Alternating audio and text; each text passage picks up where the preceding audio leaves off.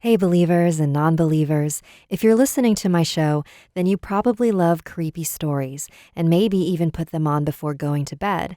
If I'm describing you, then I have the perfect podcast for you to check out. Scare You to Sleep, hosted by Shelby Scott, is full of binaural sound effects that won't jerk you awake, but will creep you to sleep. You can expect quality stories from published and up-and-coming authors. No creepypasta here, because I'm sure you've heard them all already. Shelby also has some experimental episodes, such as Guided Nightmare, where she uses meditation exercises to immerse you as much as possible. You can even send in your own stories to the show. Shelby will be sharing one of her personal paranormal experiences in the second season of Stories with Sapphire, so keep an ear out for that. Scare You to Sleep is available wherever you listen to podcasts. Hello, believers, non-believers, and everyone in between. You're listening to Stories with Sapphire. I am Sapphire Sandalo. Now get cozy and open your mind because it's story time.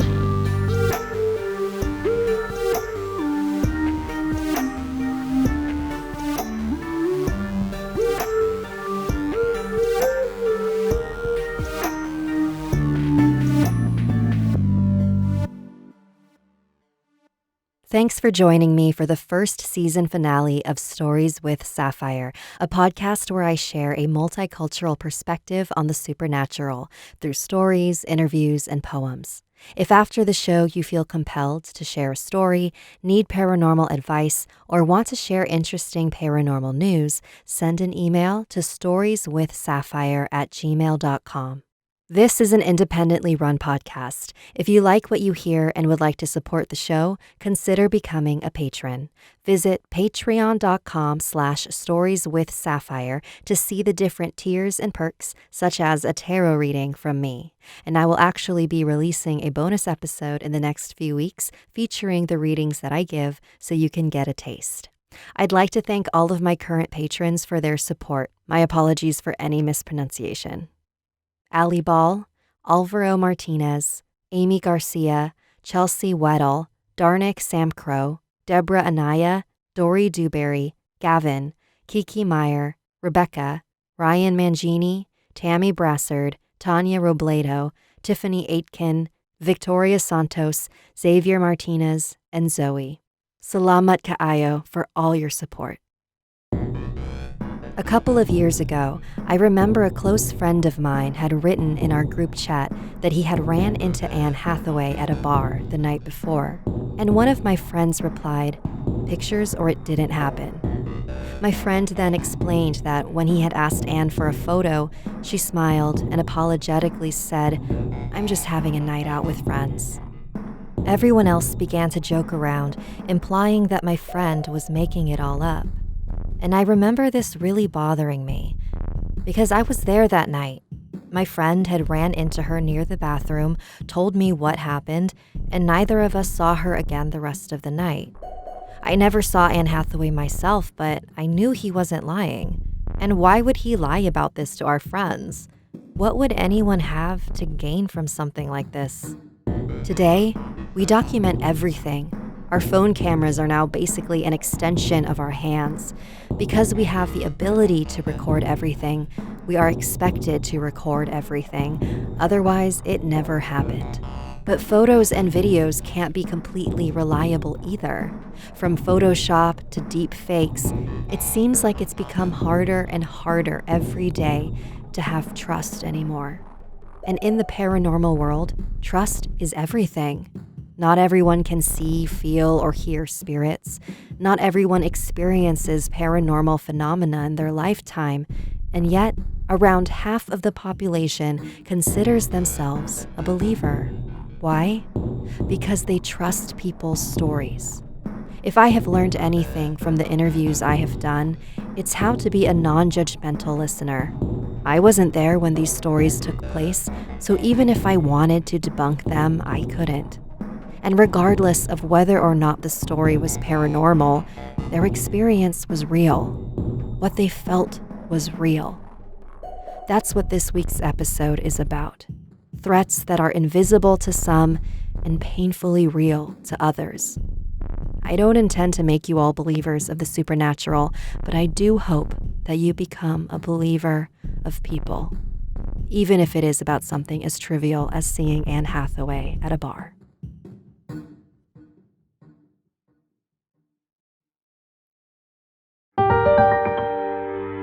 Chapter 1. Bloody George Mackenzie. Our first story comes from Charlie in the UK, a former non-believer. Growing up, I was always a pretty avid atheist. I loved Hitchens and writers like that. I look back at those books and the version of me that loved them with sadness at my ignorance and my disrespect. I suppose what I'm trying to say is I wasn't going to be easily fooled, and I wasn't going to be one for hysteria. Despite not believing in it, I've always loved the paranormal. For me, it used to be almost like looking at an animal in a zoo. It was on the other side of my disbelief, so how could it ever hurt me? I went to ghost tours and giggled at the hammy acting, toured haunted houses and rolled my eyes at the jump scare actors, but I loved seeking that thrill. So when I found a tour that lets you into the forbidden crypt at Edinburgh, of course I had to go. So, there's a crypt in Edinburgh, Scotland that has been sealed by the city.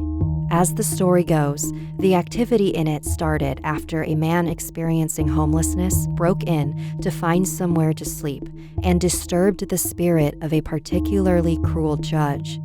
After this, the spirit has done nothing but harm people.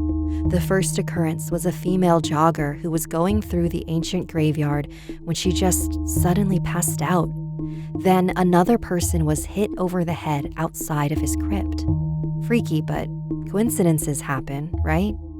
Well, this wasn't a coincidence. It happened time and time again. People were violently attacked and hurt in one way or another until the Edinburgh City Council decided the spirit, labeled a poltergeist, was far too dangerous and locked the gates to that half of the cemetery for good. Almost. One tour in Edinburgh is dedicated to investigating this activity and uses the tour money to fund their investigation, and they let you into the crypt in small groups. First, we toured the underground, and in the pitch blackness, it can get a little creepy.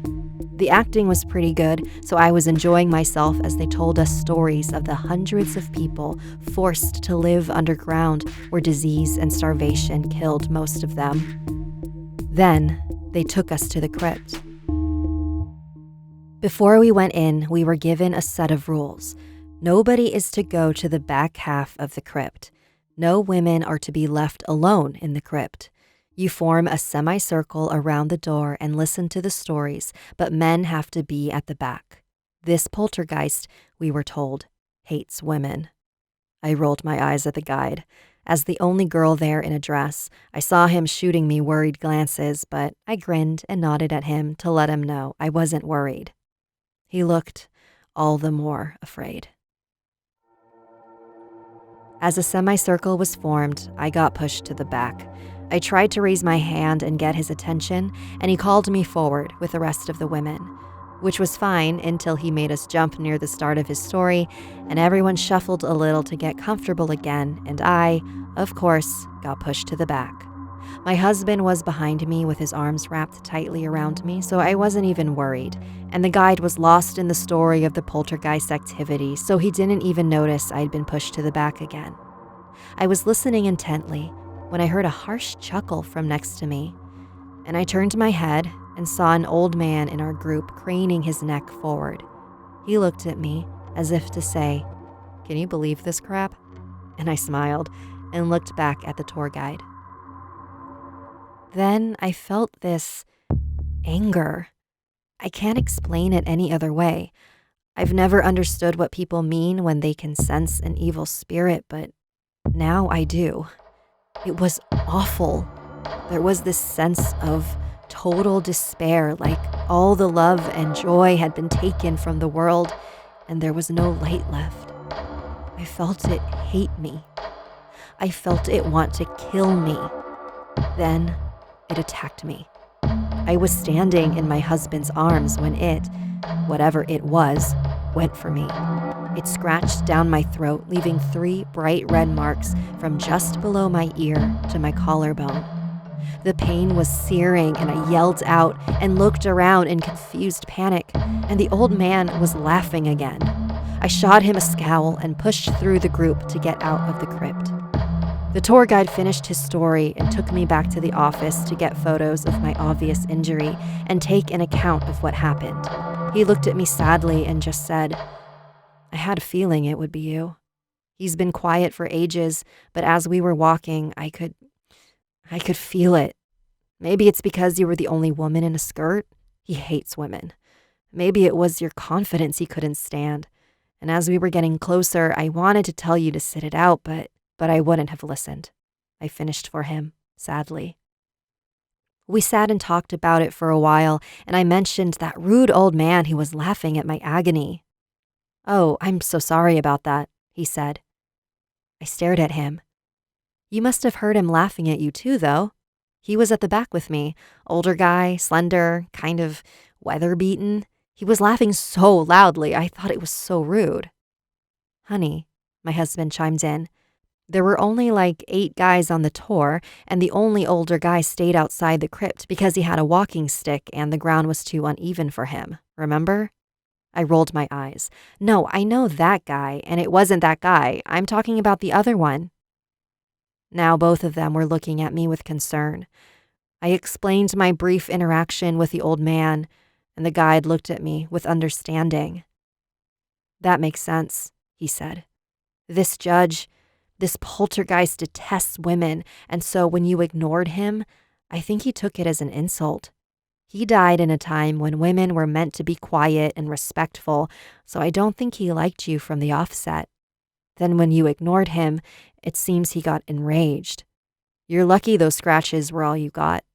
I haven't seen him manifest like that, and I haven't seen him this violent for a while. Just watch yourself getting home, all right?"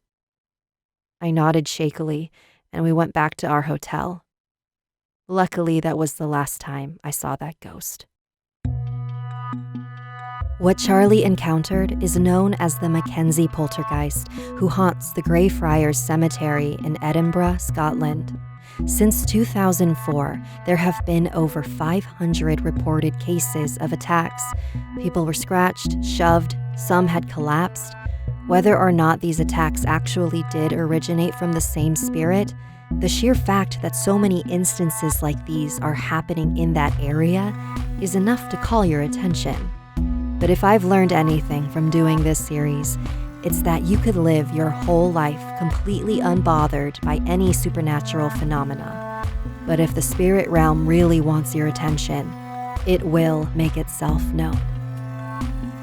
If you're brave enough to challenge the Mackenzie Poltergeist, I've included a link to the tour website on storieswithsapphire.com.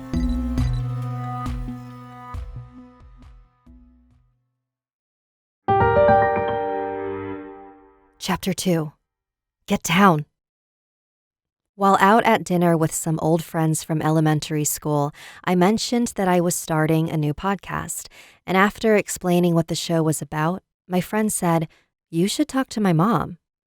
Many of the people you hear on the show are my friends or family members or their friends and family members. That's one of my favorite things about doing this show. I've met so many fascinating people, all of us connected by this thread of supernatural stories. Now, here's my friend's mom. My name is Linda Lauer, and I live in Camarillo.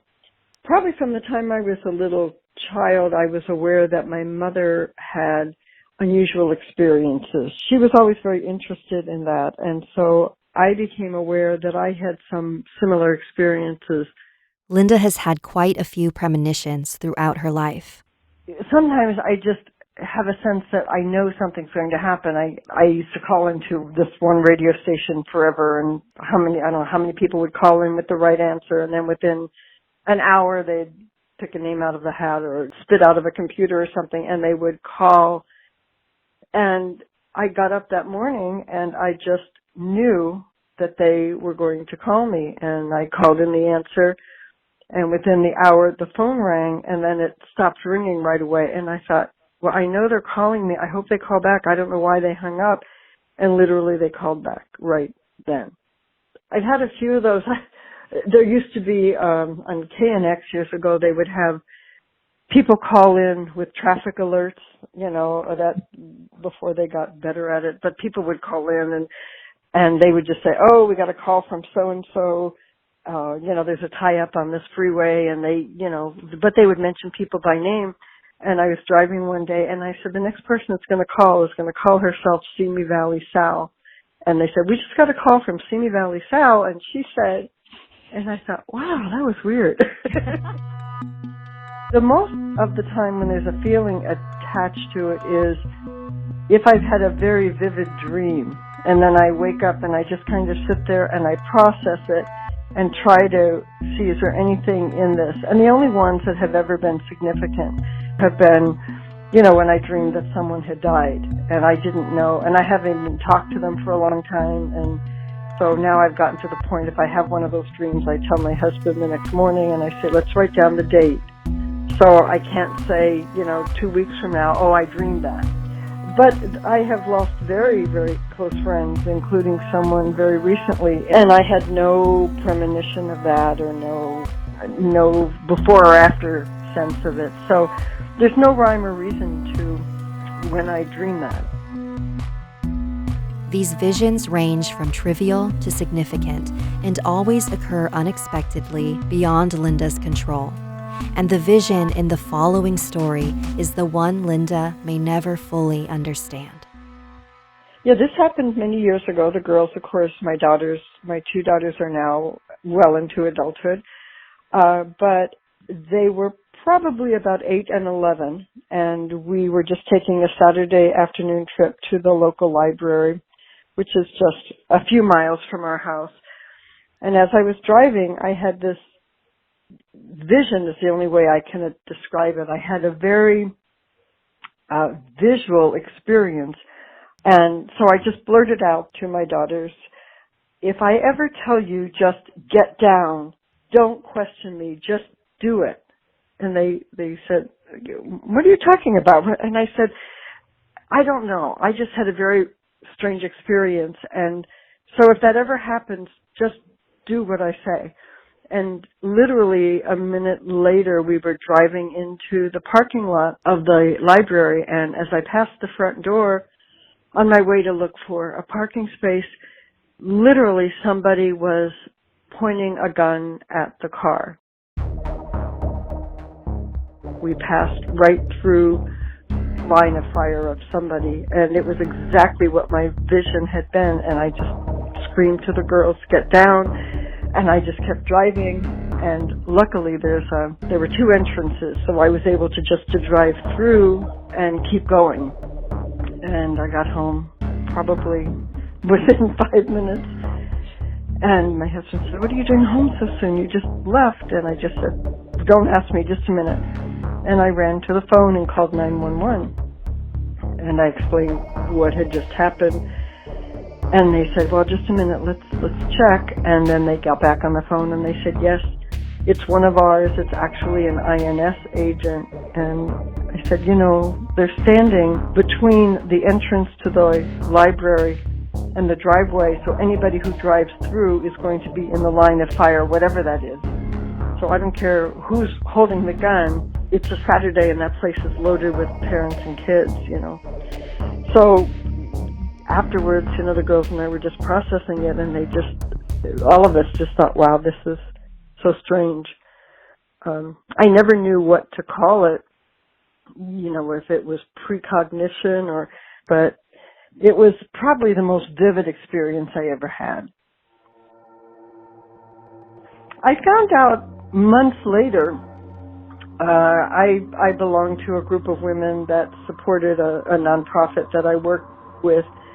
And one of the women mentioned that incident, that her son had been involved in a shoplifting incident very near there. And at the time there was a Kmart within, blocks practically of the library. And an INS agent, immigration agent, somehow got the call. And So he was the one, the immigration agent was the one pulling a gun on this young man. So I never even knew his name, and frankly can't even remember who his mother was, but I said, I was at the library that day. So yeah, that was my connection, that actually I knew the mother of the man, and ultimately he was taken into custody. I don't know whatever happened after that. I think we all have that within us, but I think some people may just be more attuned or sensitive to it. And I think that came to me from the fact that my mother would talk about it. And so my awareness was fairly acute from a young age. So I'm not sure that it's anything unusual. I think maybe some people pay closer attention. When you look at all of Linda's premonitions together, there doesn't seem to be a common thread among them. It truly seems random. But that's what I love about them. These supernatural occurrences are as random and unexpected as anything non-supernatural. This is just part of everyday life. And the more open you are to them, the more you'll start to notice them. And who knows, maybe you'll start having premonitions of your own. I know I have.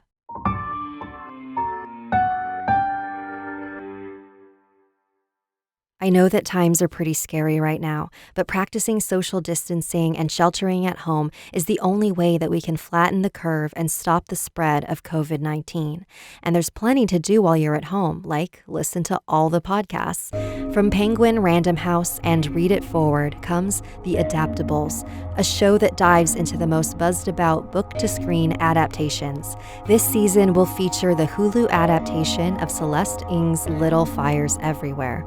After you watch Little Fires Everywhere on Hulu, make sure you tune in to The Adaptables, which brings together authors, insiders, and Celeste Ng herself to discuss each episode of the show, the makings of a great adaptable, and why watching and reading are important self-care rituals. Hosted by two binge-watching and book-loving besties, Abby Wright and Emma Schaefer, The Adaptables is your friendly guide to book-to-screen adaptations. You can find The Adaptables anywhere you listen to podcasts or visit readitforward.com. Check them out on Twitter, Facebook, and Instagram at readitforward. If you want to suggest a future adaptation for the show or just want to say hi, email adaptablepod@gmail.com.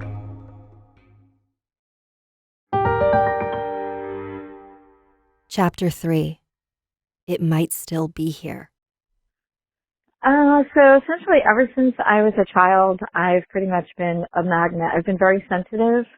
This is Robin Alexanders from Spring City, Pennsylvania. And I say that I've been a magnet too because anytime I've been anywhere that might be repeatedly inhabited, haunted, or any kind of activity, I'll feel it. And I would also describe myself as clairsentient, meaning a lot of people are familiar with clairvoyant where they can see. I'm more clairsentient where I can feel it. I can feel the shift in energy. I can, a lot of times, even pinpoint if you step here, everything is typical. And then if you step here, everything will change. And I'm also an empath, so I'm incredibly sensitive to other people's energy. And I will absorb it and pick it up immediately. And sometimes it gets overwhelming and I have to step back, or if it's negative, I have to remove myself from situations. So it just really became one of those things where people that really just accepted me for me, just accepted that was part of who I was. And sometimes I would kind of preempt, when I have roommates or things like that, I would tell them, look, I'm kind of going to apologize in advance if strange or unusual things happen. I'm not causing it myself, I don't think, but in the sense of, when I refer to myself as a magnet, I think that when I'm in environments where there are spirits, they can sense that I'm sensitive and receptive. So that's why, they will attach. It's not unusual for me to go somewhere that's active and then come home and have someone or something follow me home. I've actually been able to determine there's a pattern. An average stay is about 2 weeks. Throughout my whole life, maybe I would say about 90% of it has been positive or neutral. there have been those occasions where it actually has been very negative and situations that I've just had to deal with. The following story is one of those negative times. This actually was a location that was kind of on my radar, like, okay, a lot of people talk about. I had gone to check it out. Initially, I had gone to check it out with some friends just to kind of scope out the physical safety. And I think a lot of people don't often think about that. They think it's really cool to check out places that are quote-unquote haunted, and they think about spirits or paranormal activity, but they don't think about the physical safety, especially if it's an abandoned place. Just debris, broken glass, wild animals, who knows. So I had gone to a place to check out just to make sure that it was going to be okay. I didn't really sense anything. And that's sometimes happens to me too. I can go somewhere and I don't really sense anything immediately, which doesn't mean that there's nothing there. It's just for whatever reason I'm not picking up on it. Didn't really think much, scoped it out, like, okay, this might be good to come back to. Didn't really think much of it.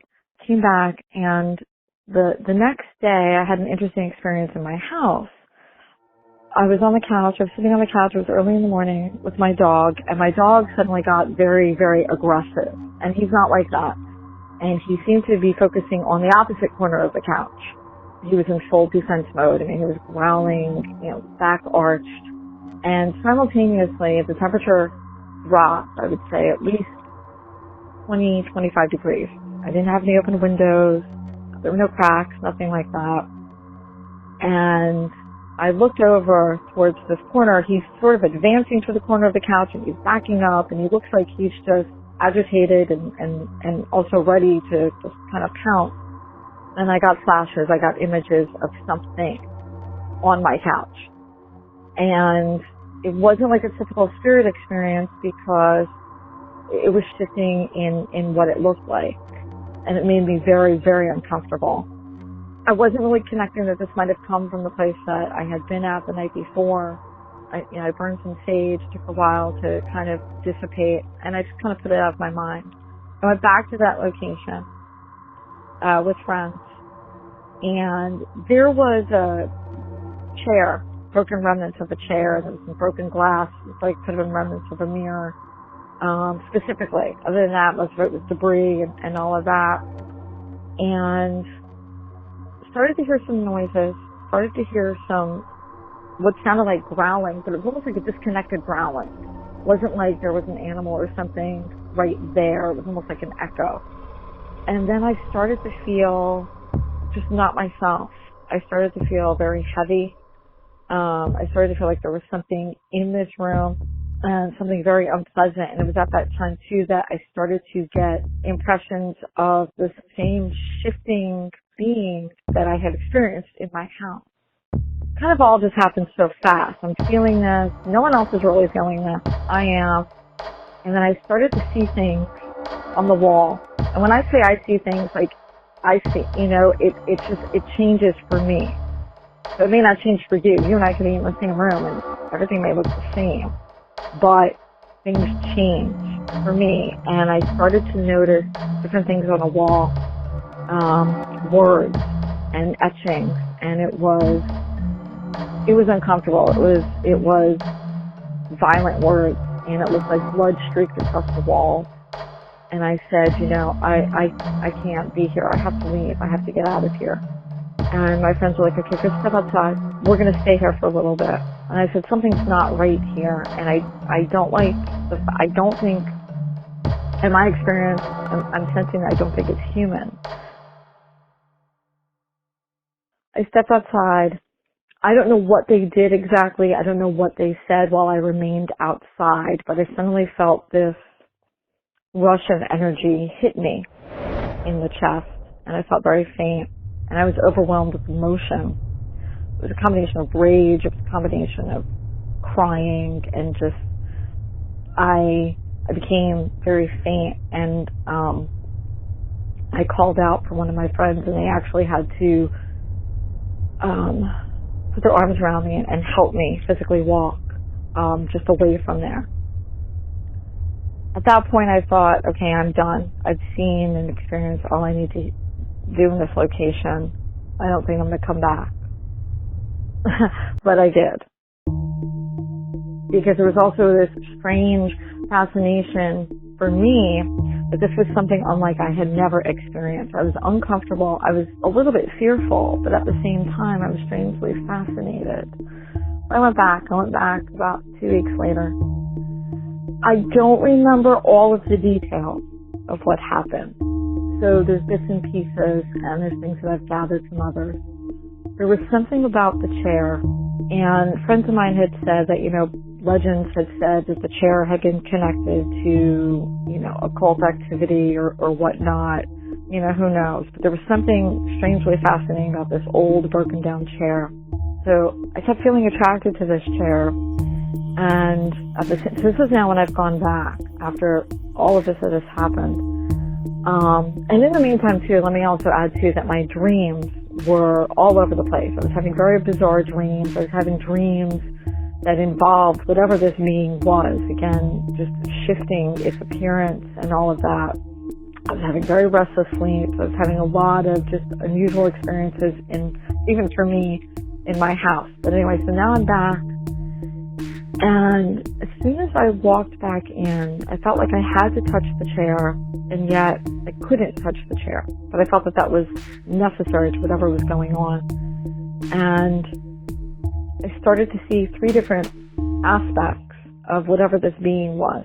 So in one corner of the room, I saw a child that was promising me all of these things. Because I could hear the voice. I could see it. I could hear the voice. It was telling me about playing in the shadows, to come play with it. And then in another corner of the room, there was another what looked like a child who was telling me to play the rope game. And essentially the rope game, I think, involved either strangulation or hanging. I mean, this was all of the imagery that I was seeing. And then there was a third being that kept talking to me about, just touch the, we have things to show you, just touch the chair. This is all going on. Nobody else is sensing this. So it's a sensory overload for me. And then at that point, things get fuzzy because I felt myself not be me. I could feel things change within me, and I essentially became a different persona related to all of this activity that was going on that I could sense. And I think it lasted for about an hour. According to them, I was just different. I was different in my mannerisms. I was different in my speech. I was different in everything. I almost became very childlike, and acted like a child. And it all kept revolving back to, if I just touch the chair, I will get all of these things. Sit in the chair, Robin. When they finally kind of, I think, grabbed me and started talking to me and trying to break me of whatever this was, again, there was that rush of emotion where I became very faint. I broke down physically and fainted and had to be physically carried out of there. And then at that point, it was just sort of like a drain. I was just completely drained. I had some friends that kind of drew some protection symbols on me to help alleviate whatever was going on. And later that evening, when I went to sleep, I remember waking up in the middle of the night with the sensation of burning. And I mean burning, like my skin just on fire, all across where they had drawn these symbols. And for the next 2 days, my mind was actually really preoccupied with really extreme, violent, uncomfortable thoughts, where I kind of just had to keep to myself for a couple of days because I just didn't feel myself. And then it dissipated. I didn't return. I never returned to that location. And so you think it ends there. But it didn't.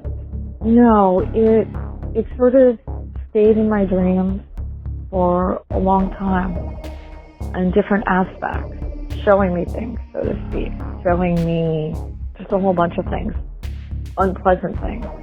I don't know, whatever happened that particular night, something got in me. After this experience, I did sketches of things that I saw. I wrote about it, and I found too that when I concentrated on that room and those objects, I found that my writing became actually very different. Physically, my handwriting was different. The words were different. It was just almost like whatever it was still affected me. I don't know, I get inklings of it in my head every now and then, or impressions or dreams. I think to a certain degree, I think it's still here, or it's still attached. I actually was at a thrift store and I saw a piece of furniture that looked like it could have been similar to what the broken furniture could have been like. And I bought it. I mean, it's not obviously the same thing, but it's very reminiscent. And so I find that strange attraction still to whatever it was. Despite all of my experiences and my abilities, I can be pretty tough when it comes to if you tell me that a place is haunted. And I'm also somebody that actually will try to debunk. So like I said, if you take me somewhere and say, oh, this has a reputation of blah, blah, blah, blah, I don't go in there automatically thinking. I go in there actually trying to think that there's another explanation. So I think one of the reasons why this really affected me the way it did too was this place had a very, very, very, very strong reputation. So it wasn't so much that I disbelieved, but I suppose I underestimated just what could be there. A couple of my friends just aren't very much believers, so they actually, throughout all of these experiences, felt nothing, experienced nothing. They watched me, and it was just like, I'm not sensing a damn thing. Robin was the only one who felt the presence as hard as she did, and even though no one else was feeling what she was feeling, her experience was not any less real. Have there been any times in your life where you thought a friend may be exaggerating or a family member was being dramatic? Was your first instinct to verify the facts of their story, or was it to tend to their emotional needs? People all over the world are suffering from invisible threats every day, paranormal or otherwise. I hope these stories remind you to speak more kindly, listen more carefully, and live more openly. That concludes the first season of Stories with Sapphire. Season 2 will begin on May 20th, but there will be a few special bonus episodes until then, so make sure you subscribe on Apple Podcasts or wherever you listen to podcasts. It would also help a ton if you left a rating and review to help boost the show's visibility. And head to patreon.com/storieswithsapphire to see the perks you'll receive by supporting the show. Do you want your supernatural story featured on the next season? Send me an email at storieswithsapphire@gmail.com. Salamat and good night. Stories with Sapphire is created and produced by me, Sapphire Sandalo. Bloody George Mackenzie was written by Charlie. Special thanks to my guests Linda Lauer and Robin Alexanders. Music written by Sapphire Sandalo. For more information on this episode and my guests, visit storieswithsapphire.com.